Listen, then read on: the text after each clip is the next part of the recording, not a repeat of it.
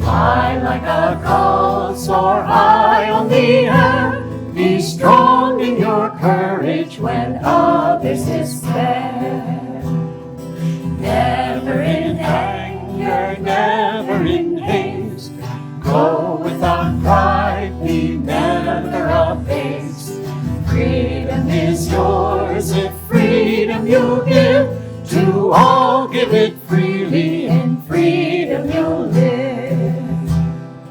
Mountains that stand up tall to the sky tell us no dreaming is ever too high.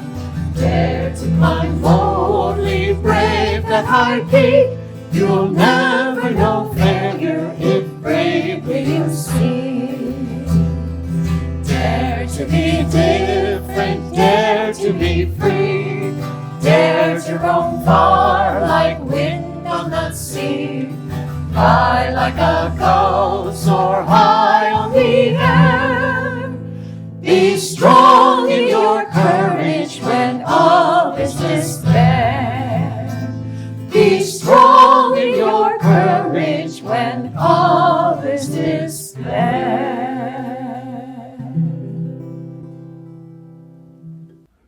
Good morning, friends. Welcome again to Sunday service, and welcome to those joining us online, and welcome to those joining us from Hawaii. I have some friends that we don't get to see very often here. I'm reading today from Rays of the One Light, weekly commentaries on the Bible and Bhagavad Gita, written by Swami Kriya-yoga based on the teachings of Paramhansa Yogananda. This week's reading is Activity versus Inner Communion. Truth is one and eternal. Realize oneness with it in your deathless self within. Last week we contemplated the well-known story of Martha and Mary. Traditionally, this story has been offered to show two classic approaches to salvation, the first through action and the second through prayer. The excuse of the Marthas of this world has always been, the church needs its Marthas too. Treatises, moreover, have been written to justify the Martha approach to piety, praising her self-sacrifice as, perhaps, an even higher demonstration of devotion. Thus do the unmeditative in religion try to justify themselves. Yet the fact remains that Jesus rebuked Martha. Elsewhere, moreover, he spoke of the virtue of feeding the hungry, curing the sick, and housing those who were homeless. It wasn't that he disapproved of serving people. Wrong attitude was the object of his criticism. What he was criticizing was forgetfulness of the true goal of right spiritual actions. Good deeds outwardly, without inner communion with God, will result in good karma, but will not bring final freedom from all karma.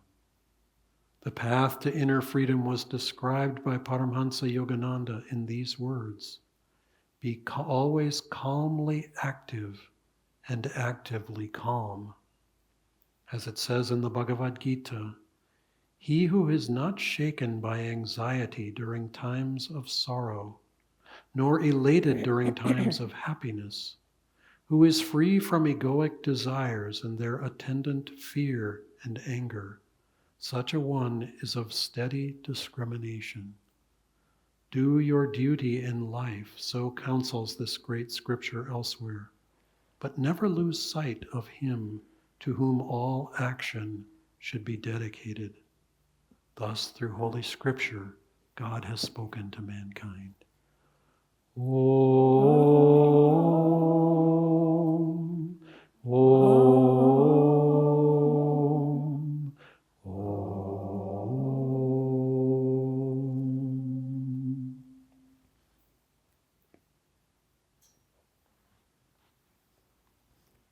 Good morning. This beautiful passage from the Bhagavad Gita, Swami says, conveys the secret of tranquility, the secret of true happiness. if we can become non-attached and calm, as the reading says, calmly active, actively calm. Those are the words of Yogananda. We will find true happiness. And non-attachment doesn't mean indifference. And calmness doesn't mean that we're cold and aloof and not involved in anything, sort of looking down our noses at the world. It's not like that. You can think of non-attachment and calmness like an expansion of consciousness. And in fact, the great ones tell us that calmness and non-attachment are necessary to have expanded consciousness.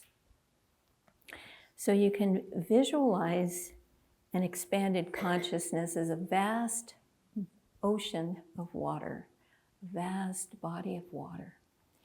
And the little ripples in that ocean are hardly worth noticing because it's so vast.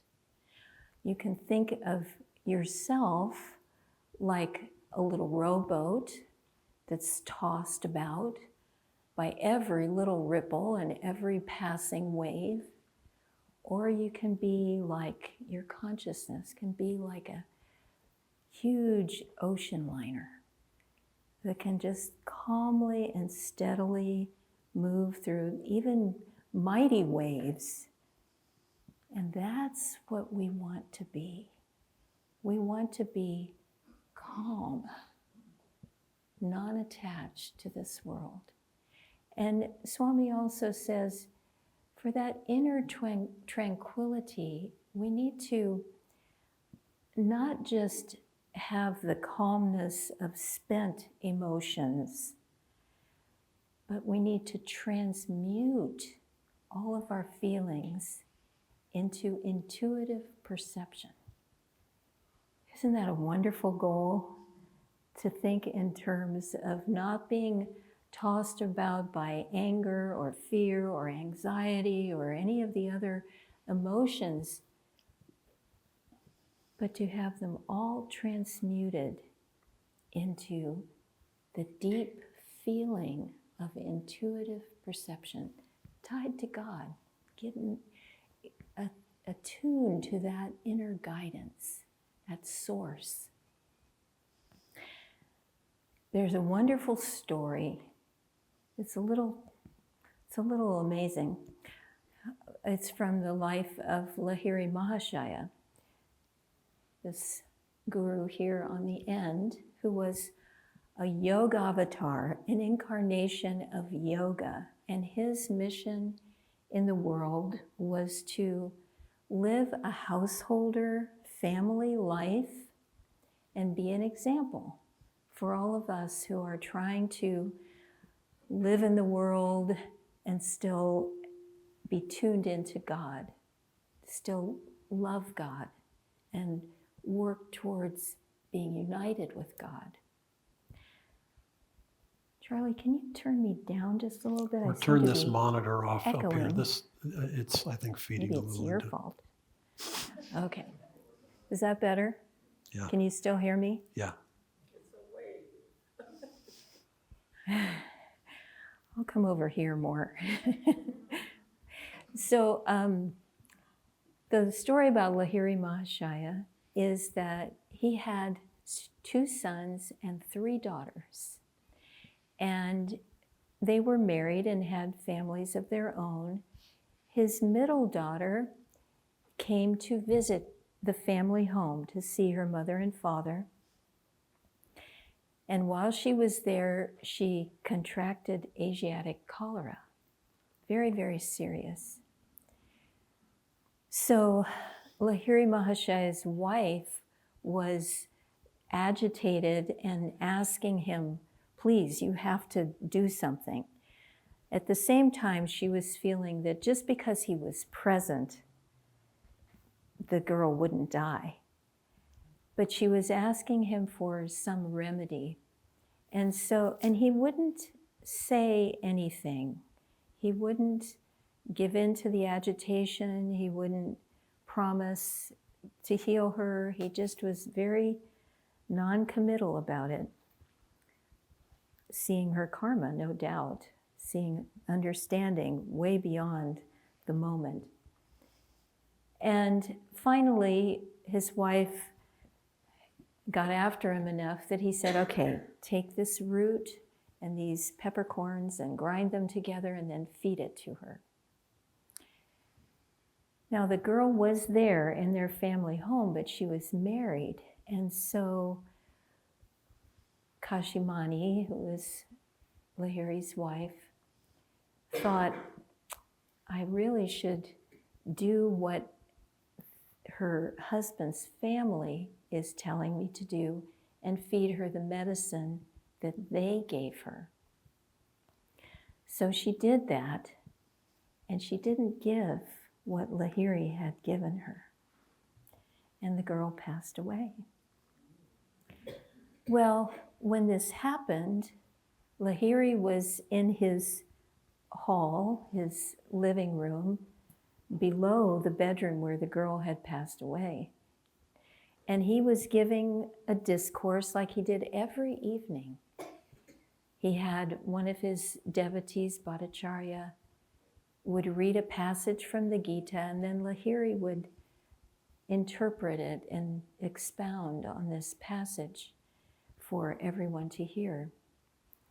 And they were in the midst of doing this when they heard these loud wails and sobs and cries from upstairs. And everyone, shocked, stopped and said, what is it? What's happened? And Lahiri calmly said, my daughter has passed away, and what you're hearing are the friends and neighbors who have come to take her to the God, take her body to the God. And Bhattacharya closed the Bhagavad Gita and said, well, we can't go on in the midst of this grief. And Lahiri said, they are doing their duty upstairs by taking her to the God. You continue your duty here of reading the Gita. But then everyone gathered said, we don't have the steadfastness of mind to continue listening in the midst of this terrible thing that's happened to you. And Lahiri, again, very evenly just said, as you wish, we will end for today. So the next day, a friend of Lahiri's came to him and said, the misery that happens to all of us, does it not occur in your life? Do you not feel this misery of losing someone so dear to you, your own child? And Lahiri smiled gently and said, everyone feels the misery. But there is a difference for the knowledgeable man. That's the word he used. And by knowledgeable man, he meant those of us who are steeped in the teachings, who have taken the teachings into our hearts, and we try to live them. Of course, he's a master, and we're still working towards it, but still, that's the knowledge that he's talking about. So he says it's a little different, that misery, for the knowledgeable man. And he said, if you take a slab of marble and you throw it onto another piece of hard marble, it will break and ricochet, and it could injure you, could cut you. But if you take that slab of marble, you can think of it as the test, if you take that and throw it into wet clay, it will sink and be embedded in that clay. And so what he's saying is that if we live in our soul nature, nothing and no one can harm us. But we have to live there. We can't just talk about it on Sunday mornings. We have to live in that soul nature. So this indifference of non-attachment, it's not indifference. It's knowledge that our soul nature protects us. It gives us a broader perspective, just like that body of water, that ocean of water. If that's our ocean of consciousness, then we relate in a larger way to everything that happens to us. You know, I was thinking about road rage because I see it. I don't know if it's my driving that inspires it in other people, but I see it quite often. And I just always think, whenever it arises in me, I think, look at the bigger picture. I mean, you're mad because somebody has cut you off and you have to put on the brakes. So you're going to be delayed by 2 seconds. What is your problem? You know, relax, see a bigger picture. Look at the fact that you are able to drive on good roads, that there is law and order with stoplights and stop signs, and people, generally speaking, follow the rules. It's not that way in every country. Think about how you have a car. You don't have to walk everywhere. Get a bigger perspective. Why should you be angry? Relax. I had a friend in Seattle once who used to say, when I'm on the road, I'm just in a consciousness of I am creating space for other people. I thought that was a lovely way of thinking about it. It was like, please, go ahead. And that's what we need to do with all the tests and trials of this world. Instead of having them ricochet back and hurt us, have them sink into soul consciousness. And instead of relating everything back to yourself, how does this affect me? Why did that person say that? Was it to hurt me? What were they thinking? Instead of always thinking in terms of my little self, instead, look at everything in relationship to infinity. So Lahiri Mahashaya was thinking, yes, this is my flesh and blood. This is my daughter that I have loved since before she was born. And now she's merged back into the infinite. And I know that I will see her again. I know that this was her karma and that she is living and dying in accordance with God's will. And I trust God's will. Pretty lofty sentiments, but that is the secret of happiness. That is why the Bhagavad Gita says, the yogi lives in the pain-free state. And when I read that as a teenager, I thought, that is what I want. The pain-free state. And it comes through nurturing the soul nature. So, meditate, serve, love God, nurture your soul nature.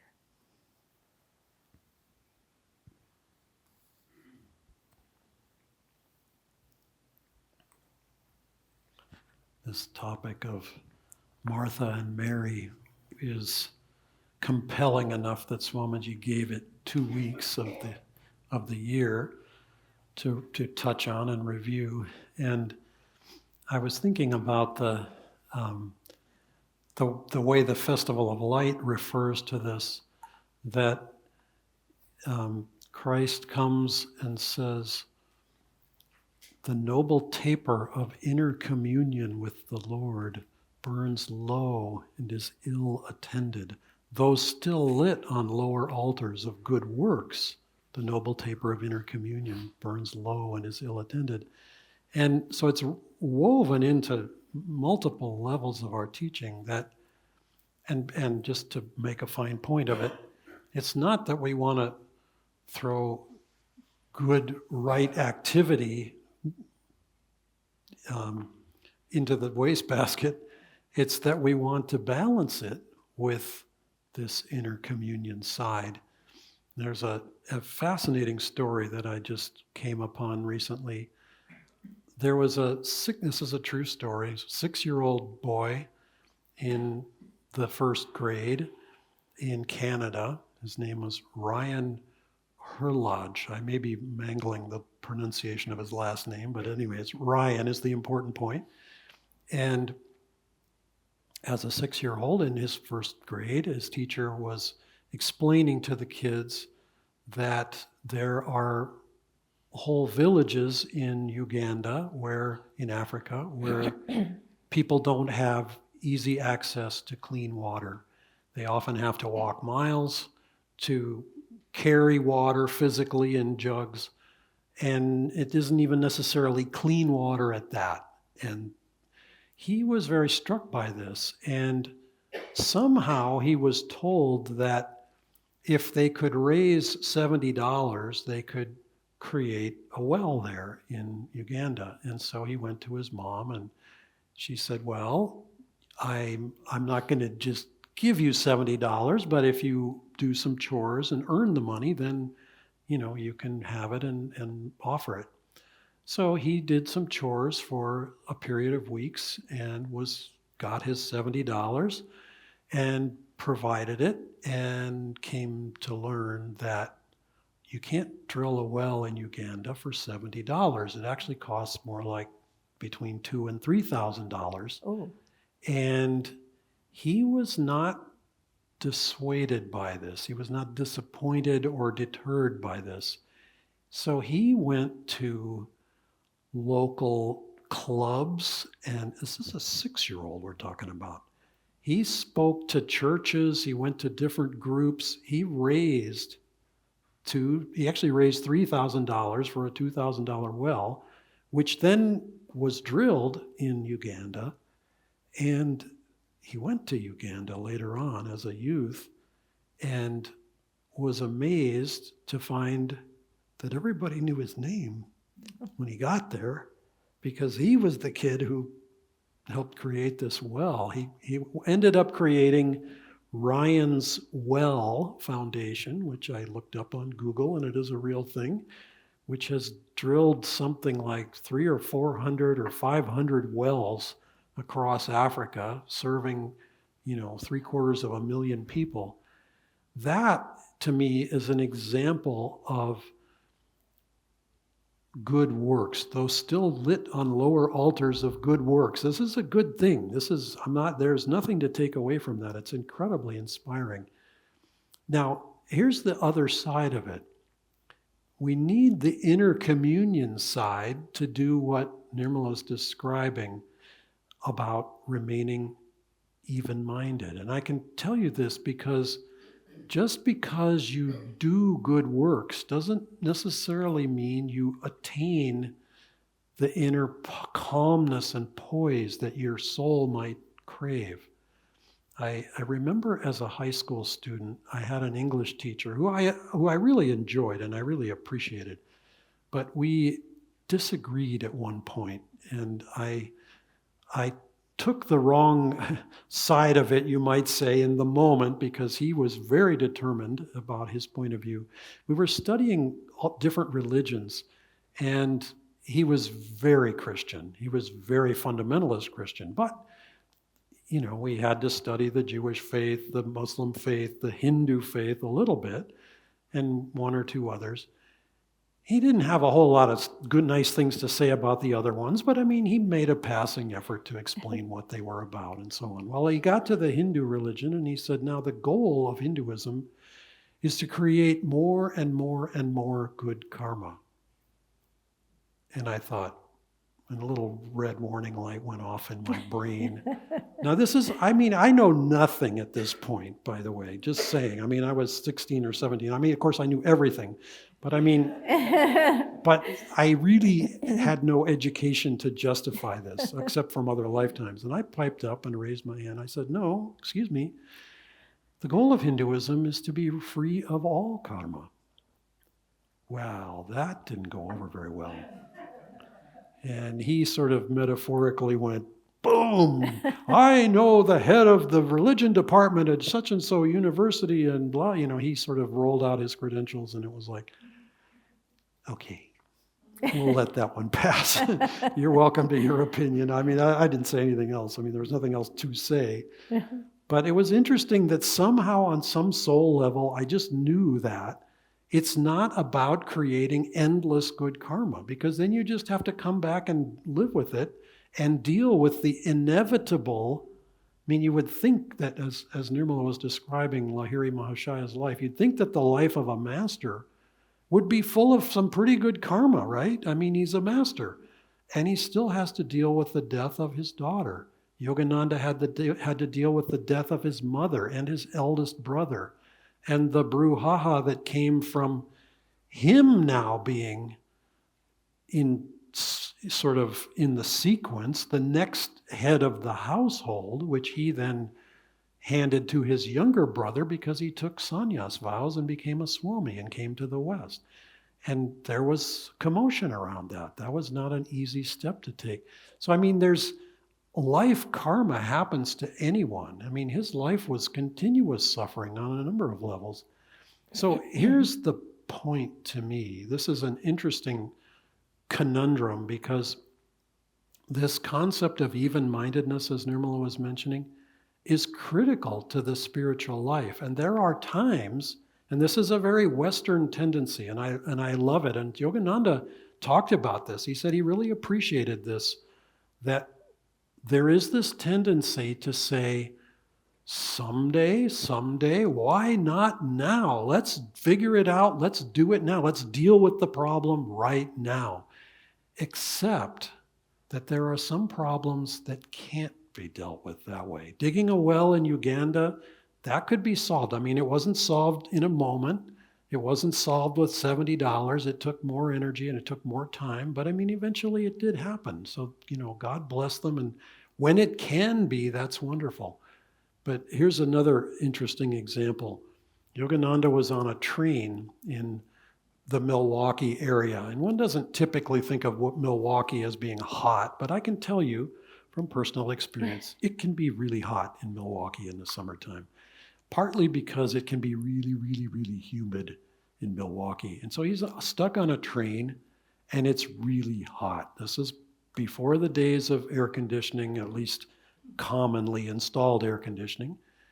And there he was on the train. He was perspiring profusely and he didn't immediately have a handkerchief. And the sweat is dripping down his face and he's looking for a handkerchief. And then he has this thought. And he says, my body is cool. And his body was cool. And he took his sleeve and pulled it up, and he had someone put their hand on his arm, and his arm was cool. Now, if we can achieve that level of internal stability and command of our mental processes, we can do something like that. That is humanly possible.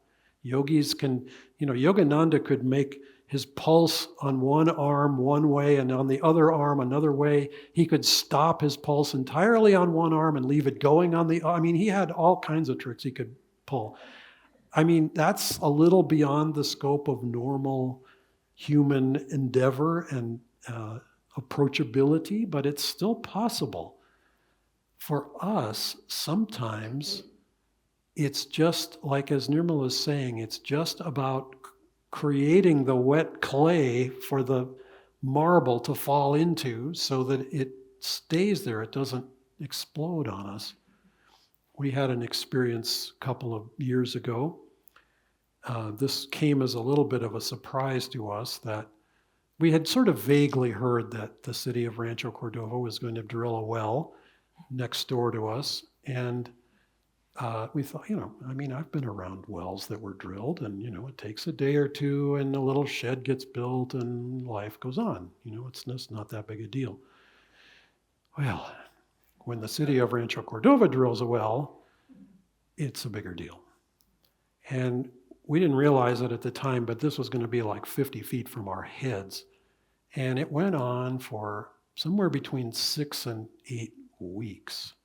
Now, the first day, it gets to be 9 o'clock in the night, and the noise is still going on. And we thought, surely they're going to knock off by 10. I mean, come on. Well, 10 o'clock came, and they are still going. So at this point, we did the unprecedented. It's the only time we've ever done this. We actually called the police. Not the 911 number, but the non-emergency line. And to their credit, God bless their hearts, they sent somebody out. Well, the somebody that they sent went to the guys making all the noise and said, excuse me, what about it? And the guy reaches in his back pocket and he pulls out a piece of paper and says, we have a permit to operate 24 hours a day. And the police said, good luck, or whatever they said. Whatever it was, it didn't stop the noise. And so it went on for 6 or 8 weeks. And I can tell you, and they put up a sound barrier. This was a lovely thing. It was like a comforter, a slightly thicker comforter, and it went up about 25 feet. I have to give them credit for trying. They made it some effort. But it really only slightly dampened the noise. And what was really intense about it was that the whole building shook. And our buildings in the community are on concrete. It's not a wooden subfloor that can wiggle or vibrate. It's the concrete that's touching the earth. The whole building was shaking. Our bed was shaking. You could feel it vibrating. And so sleep was not as forthcoming in that environment. And in fact, Nirmala came to the church one night and camped out on a night when it was particularly bad. Not to any great advantage, I'm told. I didn't join her in that expedition. And I will admit, there were a few nights where it was so bad we finally went to the Forest Hermitage for a couple nights. But generally speaking, the 6 or 8 weeks just had to play out. And then came the heavy equipment, but we got our nights back. And they would only start at 6 in the morning, which interrupted our sadhana, but it didn't interrupt our lives quite as much. I say this because there really wasn't anything we could do. Our duty was here. We could have dreamed up some duty in Italy or India or God knows where, but really, we were supposed to be here, so we were here. And it was like, well, this outwardly I cannot control, but like Yogananda on the train, I can control what's happening on the inside. And I'll just add something to Nirmala's ocean liner image. There's another way to go at this in the ocean, and that is to dive about 1,000 feet down and be a submarine. And storm, go for it. Do whatever you want. It ain't going to do a whole lot 1,000 feet down in the water. The little fishies and the big fishies that are swimming down there, yeah, go ahead, have a storm on the surface if you want. We're not going to be bothered by that. That is the depth of deep meditation. That's the side of the inner communion element that is so vital. And so I want to just re-emphasize, it's not that we're saying don't do good actions. It's that if good action is the only thing people can worry about, by the way, I'll just share this since I'm connected with a number of nonprofit organizations, including the one here at Ananda Church. You can worry about nonprofit organizations. You can spend a lot of time worrying about Are the finances okay? Is it going to work out? Is the IRS going to audit us? I mean, et cetera, et cetera. There can be a lot of concerns that come up, even when you're doing something good. Worries can happen. The lack of stability and even-mindedness can afflict you unless you have that depth of inner communion. And then you can feed the poor and house the homeless and, cure the sick, etc., and stay calm in the middle of it all. When we lived in India with Swamiji, it was a tornado around us. It was a hurricane around us. And when we were centered, we lived at the eye of that hurricane in perfect stability. And I can tell you, you did not want to go 5 feet away from that center, lest you get swept up in whatever hurricane, whatever gale force wind was blowing around. It was powerful. And a great reminder, stay centered. Stay in the spine. Stay in that depth of realization. That blessing is for all of us to achieve, to find, to nurture, to cultivate, to excavate within, to drill the well inside of ourselves, not to the disturbance of anyone else, but just to find that reality in us and know it for ourselves. We can live in that peace and not be disturbed by anything that's going on around us, so long as we hold to that inner nature, that inner peace that is our true nature.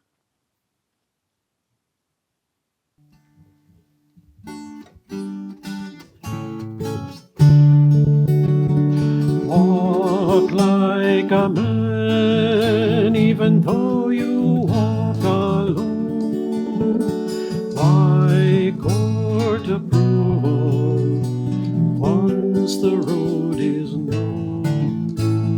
Let come who will, but if they all turn home, the goal still awaits you.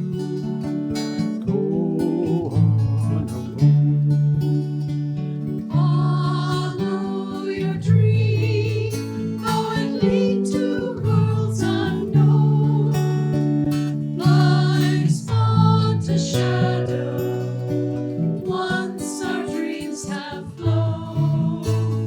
What if and cry, your dream is not our own. Your soul knows the answer. Go on alone. Give life your heart, bless everything that's grown. Fear not the loving, all this world's your own. Make rich the soil, but once the seed is sown, seek freedom, don't leave